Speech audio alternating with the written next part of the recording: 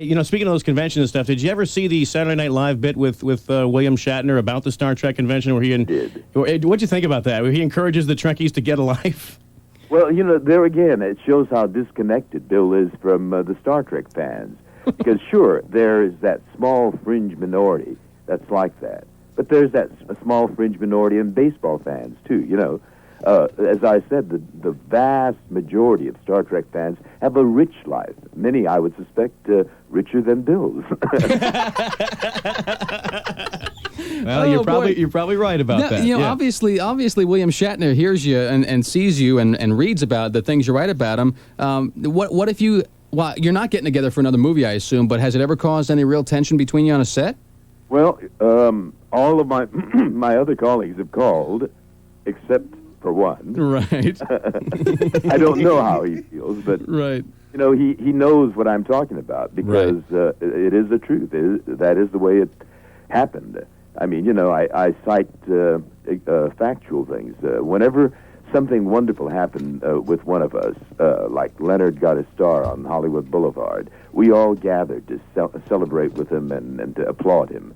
When Gene Roddenberry got a star, we all gathered to celebrate. When the space shuttle was named the Enterprise, we all went out there to Edwards Air Force Base in the Palm Desert area, and we went to celebrate. The only one missing consistently was Bill. Oh, and the saddest thing, I thought, was when Gene Roddenberry, who created Star Trek and brought us all together and gave us this fantastic 30-year life, when he passed away, again, very consistently, Bill was not at his funeral. Oh, No kidding. and everybody else made the effort to get out there and pay their respects, huh? Exactly. Yeah. Wow. We've said this before about William Shatner. If you see him on Rescue 911, Yeah. you know what he's doing the whole time is trying to fit into those suits. And be kind. Yeah, those are tight, though, man. Yeah. You got to admit. Hey, let's talk about this. The Hollywood Walk of Fame. You have a star there, correct? Right. Now, how do you do that? Is that something you have to pay for? No, we don't pay for it. It's done by fans or, in some cases, by the studio. But it has to pass muster with the selection committee of the Hollywood Chamber of Commerce. It's not just the financial backing that's brought to fore. The committee then judges all of the candidates and then makes a selection. Okay. Hey, I got one question for you. I got to ask you because All this is in the news so much lately, and I hope you don't get offended by it. But has anyone told you that you look a little bit like Judge Ito from the Simpson trial? I haven't grown a beard yet, and I don't wear glasses quite like that, although I do wear glasses. I'm turning nearsighted in my old age. Yeah, because I would... No one's told me that. You're kidding. Guys that must have good, keen eyesight. Well, the thing is Mark I drew hope a they little... hire you guys as the casting director when they make the movie version. That's right. You should do it. That's Another right. role for you. Yeah, because Mark drew in the glasses and the beard, and I got to admit, it's there a little bit. It's there a little bit. Yeah. Are you telling me that I'm gaining some weight now then? No. Actually, now he must be a good bit younger than you, I would assume. Yeah, I would say he's about a decade younger. Yeah. And probably a few pounds heavier. That robe hides it well, though. I'm looking through some of the pictures here in your book, and you were in, probably a lot of people don't know, you were in the Green Berets with John Wayne. That's right. Okay, and there's also a funny thing in here of a movie called A Majority of One, in which Alec Guinness plays a Japanese person. That's right. Yeah, bad makeup job and bad accent, right? Oh, and terrible acting. I mean, he's a wonderful actor, and Right. I was so impressed by him in Bridge Over the River Kwai. I was really looking forward to seeing a wonderful performance, and it was absolutely shattering to see. It does kind of bring you down, doesn't it? Yeah. A comic strip. Right. It was terrible. Well, George, what are your plans now? Is the Star Trek movie, as far as your generation of Star Trek, are you all done with that? You did the sixth one, and I think that was called the Undiscovered Country, where you kind of... Undiscovered Country, and wasn't that glorious? Well, Who at long last in command of his own starship, coming to the rescue at the climax of a torn and tattered, battered Enterprise, and then in that final scene, a very humbled and grateful captain of the Enterprise, expresses his profound, deep appreciation for saving him to the captain of the Excelsior. To see that great craft roar off into the galaxy. I'm sensing some sarcasm here.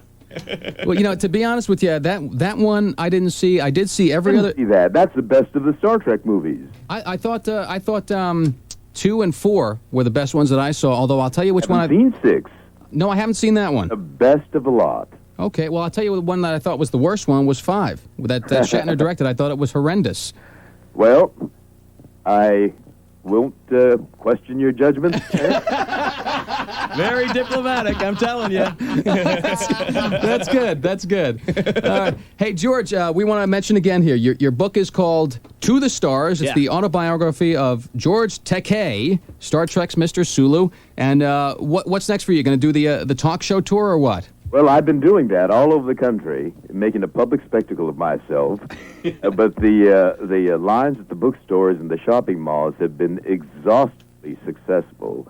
And I'll be popping up on Kung Fu. I did a guest shot on that about a month ago, and so that should be airing in a few weeks. That's sort of the new version of Kung Fu? Legend continues, yeah. Version of Kung Fu, right. Yeah. Right. And I have Simon & Schuster's picked up the Captain Sulu idea, and they've started a new a series of audio cassettes called the Captain Sulu Adventures. And the second in the series just came out, Cacophony. And I've got a feature film called Oblivion coming out.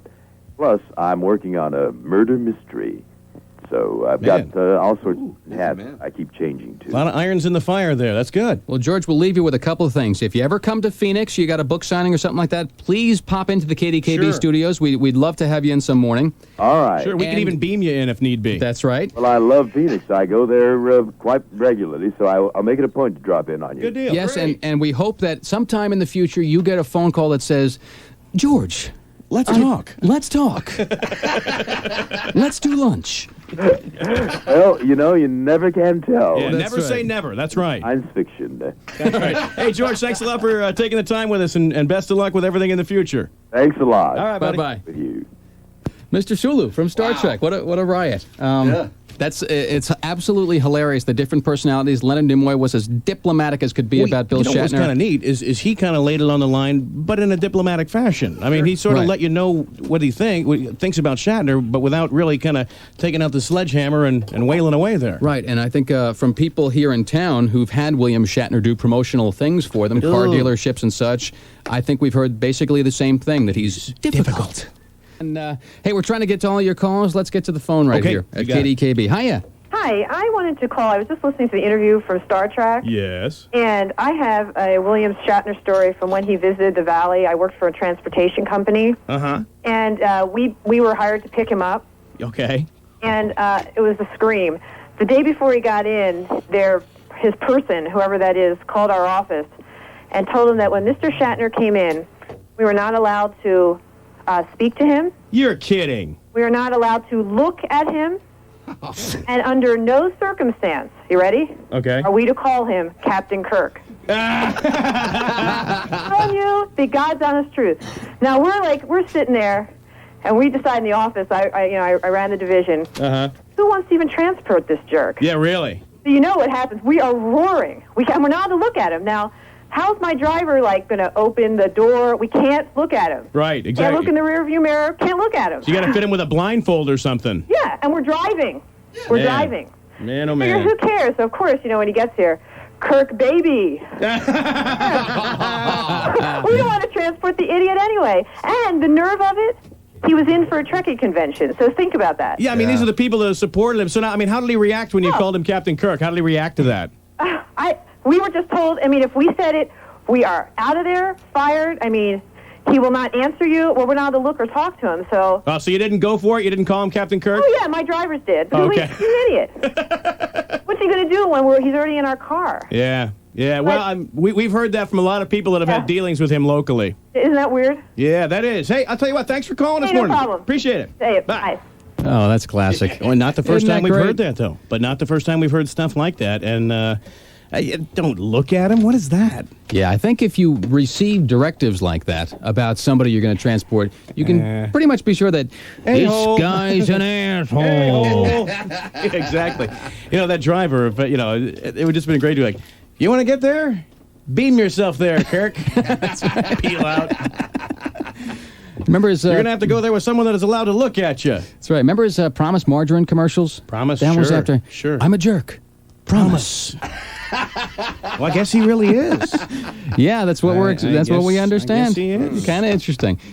Hey, hope you enjoyed yesterday's interview with George Takei from Star Trek. He was a fun guy. I asked my wife, I said, "Did you like the interview?" And she said, "Yeah." I said, "What'd you like the best about it?" She said, "His voice." The way he talked. Yeah. She said, It was kind of cool. the way he used to hang on to every last word. And syllable. Cool guy. Yes, he was. 747. We'll do that Falcon skit for you in just a little bit. Okay. 747 with Boston, 93.3 KDKB.